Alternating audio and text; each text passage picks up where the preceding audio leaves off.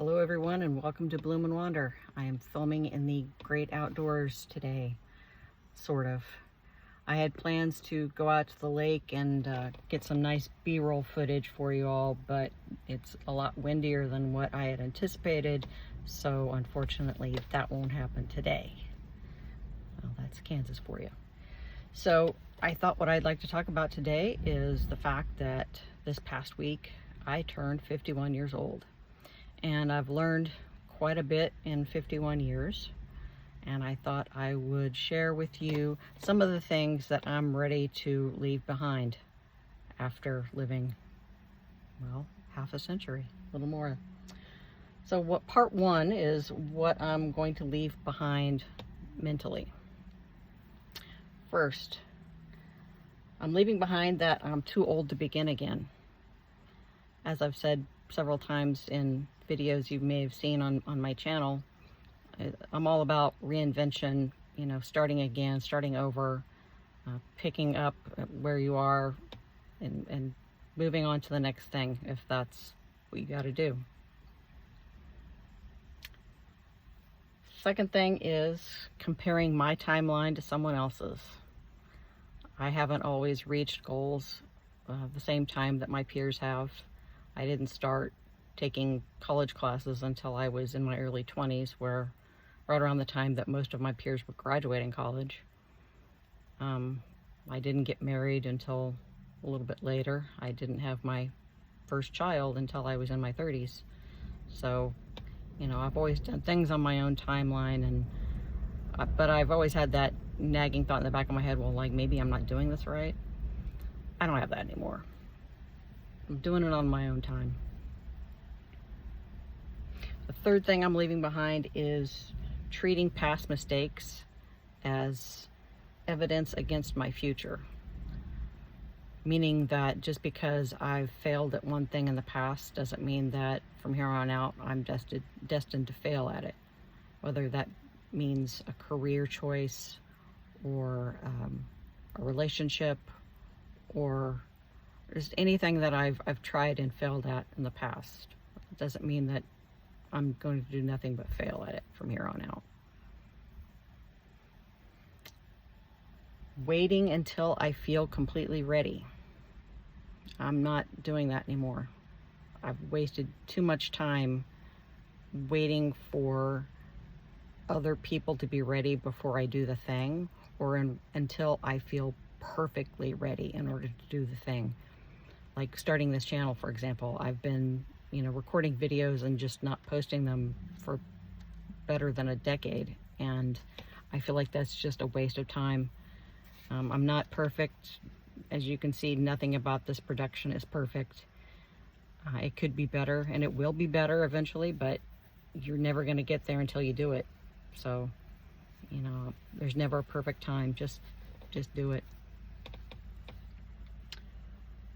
All or nothing thinking.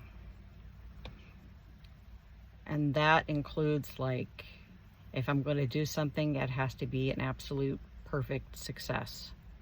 Otherwise, I'm not going to do it. Nothing is going to be 100% perfect all the time. So you just have to get out there and try. I'm not going to wait until I know everything's going to be perfect. I'm not going to try and make everything perfect. I'm just going to go ahead and let the chips fall where they may. Oh, number 6, assuming that everyone else has life figured out. No one has it figured out. I've spoken to people who are in their 80s who don't know what's going on. No one knows no one has everything figured out. That's probably the biggest myth that we're raised with, is thinking that the grown-ups know what they're doing. We don't. We have no idea what we're doing. We're just pretending until we figure it out. The belief that rest has to be earned. I think that's a cultural thing here in the U.S. If you're seen as resting, that means you're lazy. If you're not doing 10 different things at once, multitasking they call it, then you're a lazy person, and that's not true. If I have to be grateful for any part of my MS, it's that I've learned that I have to take it easy when my body says take it easy. I have to rest when my body says to rest, not when someone else tells me that I've earned it, or when I get the idea that I've earned it.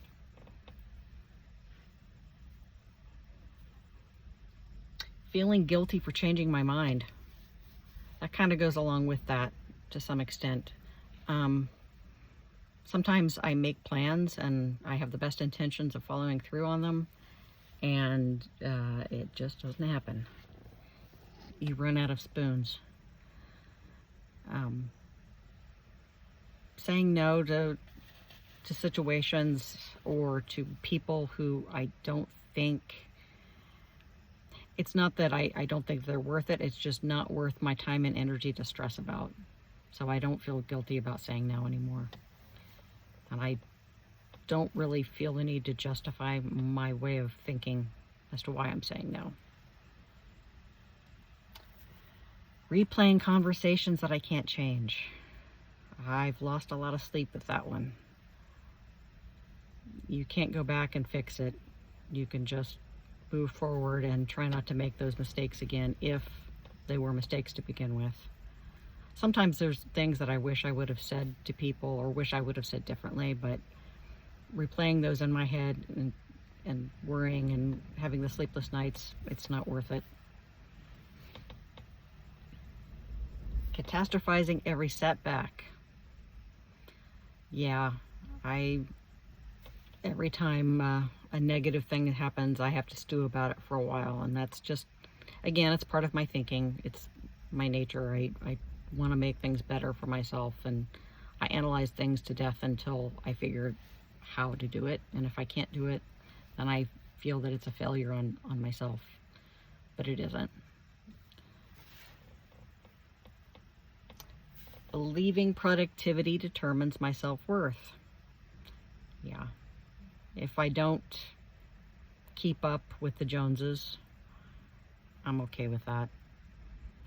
If I don't do things the way other people do them as well as, or as quickly, or and with the same methods other people do them, I don't care. So what am I leaving behind in relationships? Well, people pleasing. Yeah, that's a big problem for me. I tend to say yes to things and to people and overcommit just because I don't want to piss people off or disappoint people. But, those same people don't really have any problem saying no to me, so why should I care, right? Over-explaining my boundaries. I have established better boundaries now in midlife, and I've noticed that if you set those boundaries with people and they have a problem with it, then it's them that's the problem, and they probably don't deserve to be in your life. Chasing people who are comfortable losing me. Yeah. I want relationships built on mutual effort, not me doing all the work. Confusing consistency with excitement. Yeah. Being drawn to unpredictable people. It may seem exciting at the time, but you're setting yourself up for heartache. Accepting crumbs when I see someone's potential. I tend to fall in love with potential. And they, give me scraps of their attention or just little pieces of their time and energy when I'm, throwing myself out there. I'm not doing that again. Taking responsible for the choices of other adults. They're going to do what they're going to do, and I'm not going to go out of my way to make things better for them. trying to prove my intentions to people committed to misunderstanding me. Not every accusation deserves a defense. I'm not always well understood. I'm used to that. I explain myself to people who truly want to understand my intentions and truly do care about me, but anybody else, I'm over it. Staying quiet to avoid conflict. Yeah. However, I'm also over the idea of joining an argument that I wasn't invited to. You know what I mean? So like if it's your drama, I'm staying out of it. But if you're pulling me into it, I'm going to say something. Believing history automatically creates obligation. There are some people who I've known for a long time and who I've been friends with for a long time that seem to feel like I owe it to them to be there every time they snap their fingers. I can't put myself out there like that. It's bad for me and it's bad for them. It's not friendship, that's dependency. One-sided friendships. We've all had a few of those. If I have to be the one maintaining it, then no, it's one-sided. Feeling guilty for outgrowing people. Friendships do naturally end sometimes, and that's not anything that you have to feel guilty about. You know, sometimes they're there for a season and you guys get through it together, and then, you know, that's it. That's all it was. You know, whether that was like a work bestie from a job you had 10 years ago or your best friend from kindergarten. We all outgrow people, and that doesn't mean that it makes us bad people. It just means that the relationship served its purpose. So what am I leaving behind when it comes to work and money? Quite a few things. Believing a traditional career is the only respectable path. Girl, nothing I've ever done has been traditional, especially not my career, not my job choices. It's not for everyone. It's okay to have multiple jobs to earn an income. It's okay to take a different path. It's okay to work a blue-collar job even if you have a college education. A lot of people, for some reason, get really hung up on that. It's okay to do things that work for you even if other people don't understand them, and you don't need to explain anything to anybody. Measuring your success by a job title. Yep, we've all done that, I think. We tend to go for the shiny object, the shiny title, the flash, instead of just doing what makes us happy. I'm done doing that, and I'm just going to do what makes me happy. Staying in work that damages my well-being. Yeah. That's a big reason why I got out of counseling, because it was just too much to deal with mentally. Having to deal with other people's problems is something that I've kind of done my whole life due to, family circumstances and being raised with poor boundaries. But now that I'm in midlife, I can't do it anymore. I'm sorry. I wish you well, but it's not for me. I've got to deal with my own life and my own problems, and even if I'm not getting paid to. Waiting for one employer to rescue me. We sometimes get the idea that, if I just had that one job, everything's going to be great. Because it's got the perfect setup, the perfect benefits, the perfect location, whatever.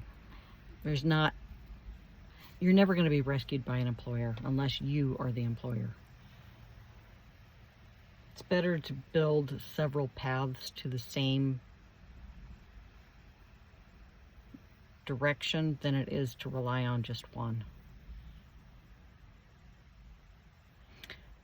Feeling embarrassed about starting small.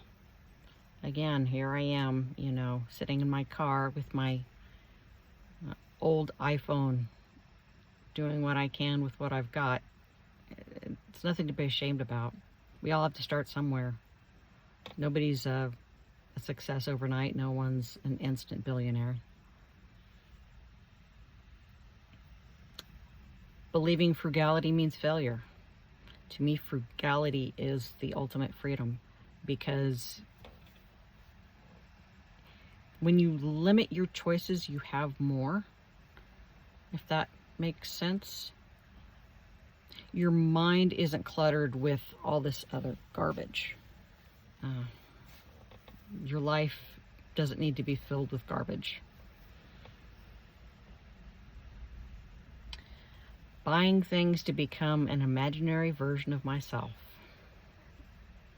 Again, that kind of goes back to the frugality, but also I think that you kind of become trapped in your imagination when you think that if you have certain possessions that's when you're going to be your best. It's usually the opposite. The less you have, the better you are, I think. Avoiding my finances when I feel anxious. Yes, that's a big one. I'm not going to stick my head in the sand when things get tough. I'm going to find a plan and I'm going to fix things. Spending money to soothe emotions. Yeah, I do that with books sometimes, and I've done that with food too. It doesn't make me feel better in the long run. I just feel bloated and broke. Believing that it's too late to change my financial future. It's not. I'm learning more every day, and I'm meeting more people every day who have the same kind of mindset that I have, that, it's never too late to change. Apologizing for wanting financial independence. Nope. If saying no to dinner out or a night out or, a vacation or whatever means that in the long run I'm going to be better, I can take that money and invest it in something and it'll pay off down the line, I'm going to say no.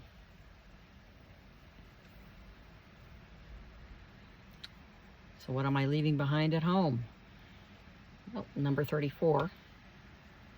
Clutter kept out of guilt. My kid was a good artist back in the day, and I kept all of their homemade knickknacks and jewelry and pictures and everything. I eventually had to just let it go. I took pictures of it and I stored that in the cloud, but then the actual physical objects, I let them go. Keeping things for someday. Hanging on to those skinny jeans because you're going to lose that last 15 pounds and get back into them. Girl, let them go. Just buy a new pair of pants at the thrift store or trade with a friend. Saving clothes that make me feel bad about my body. Yeah. The size 2 dress I brought back from Shanghai. Nope. Had to let it go. It was so cute though. It was black, it was covered in skulls and roses, and I love it and it's adorable, but I had to let it go. Believing homes have to be expensive to be beautiful. No. Modest, cute pieces, things that have been passed down from family members, like good solid furniture. That's all you need. You don't need tons of stuff, and it certainly doesn't need to be expensive. Organizing things that I don't need. Yeah, I grew tired of cleaning around my knickknacks quite a while ago, so I just got rid of the knickknacks. Saving good things for special occasions. You don't have to save the good china. You can eat off of it every day if you want to. You're a grown-up. Make your own choices. Feeling ashamed when my home is imperfect. Nobody's home is perfect, I don't think. Maybe Martha's, but, I'm not Martha. Having a nice space that I own, that the most important items that I own are with me.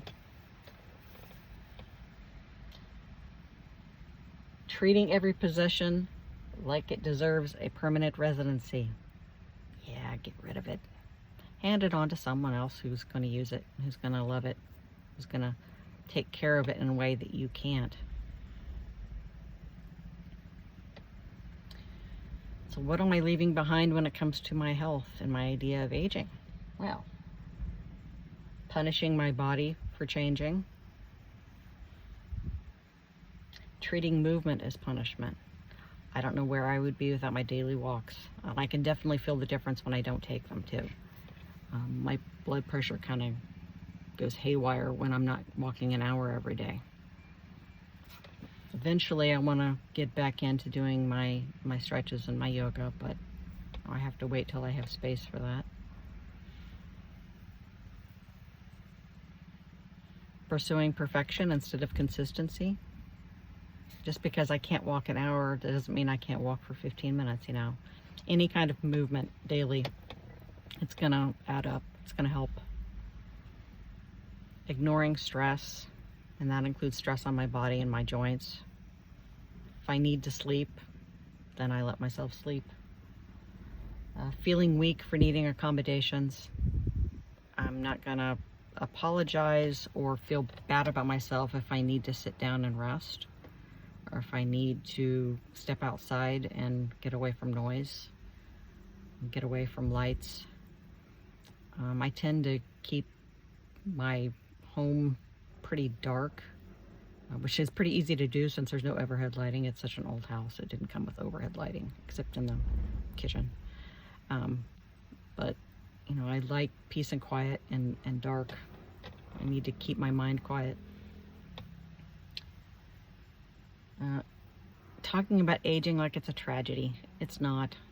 I think the generation ahead of ours, the boomers, they were raised in a world where women weren't supposed to get old. And there's all these creams and, you know, hair dye and all that stuff to make it look like you're not getting old. We're getting old. My body sags in places. I've got wrinkles. Eventually I'll probably have gray hair. I don't know. Maybe, maybe not. It's a part of life. So what am I leaving behind to make room for freedom? Well, I'm not going to wait for someone else to accompany me. I'm going to take those trips. I'm going to go out to eat at the restaurants, even if I'm the only one at the table. I'm going to book the cabin for one. I'm going to book the flight for one. I'm going to do everything I want to do, even though I don't have a partner.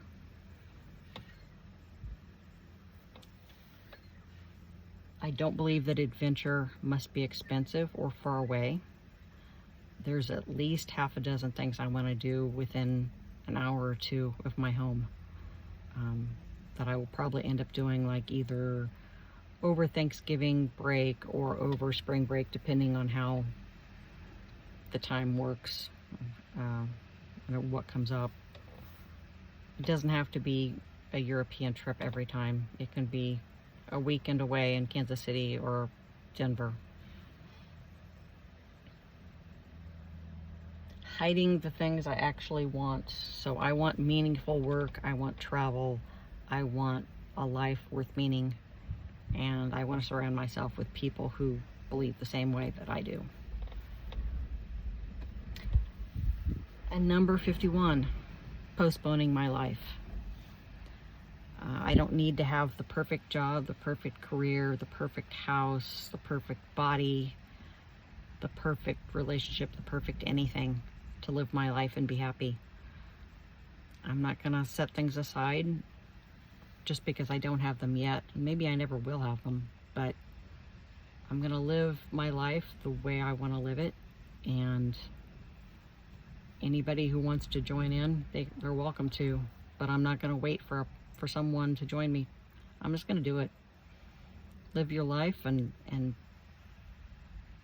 let it have meaning, and structure it in a way that you see fit, and that structured around your values and the things that you want in life, the freedom you want, and don't care what anybody else says.